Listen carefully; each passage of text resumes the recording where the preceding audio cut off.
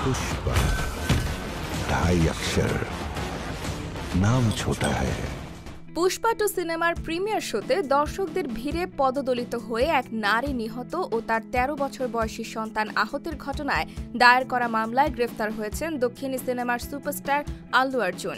আজ শুক্রবার পরিবারের লোকজনের উপস্থিতিতে তার বাড়ি থেকে পুলিশ তাকে গ্রেফতার করেছে। ভারতীয় বিভিন্ন সংবাদ মাধ্যমের খবরে জানা যায়, শুক্রবার হায়দ্রাবাদের চিক্কাতপল্লী থানার পুলিশ অফিসারদের একটি দল জুবিলি হিলসের আল্লু অর্জুনের বাড়িতে গিয়ে তাকে পুলিশি হেফাজতে নিয়ে যায়। তাকে জিজ্ঞাসাবাদের জন্য থানায় আনা হয়েছে বলে জানিয়েছে কর্তৃপক্ষ। এর আগে হায়দ্রাবাদের পুষ্পা 2 সিনেমার প্রিমিয়ারে ভিড়ের মধ্যে পদদলিত হয়ে মারা গেছেন ৩৫ বছর বয়সের এক নারী। এ ঘটনায় মামলার আসামি করা হয় থিয়েটার কর্তৃপক্ষ, নিরাপত্তারক্ষী সহ নায়ক আল্লু অর্জুনকেও।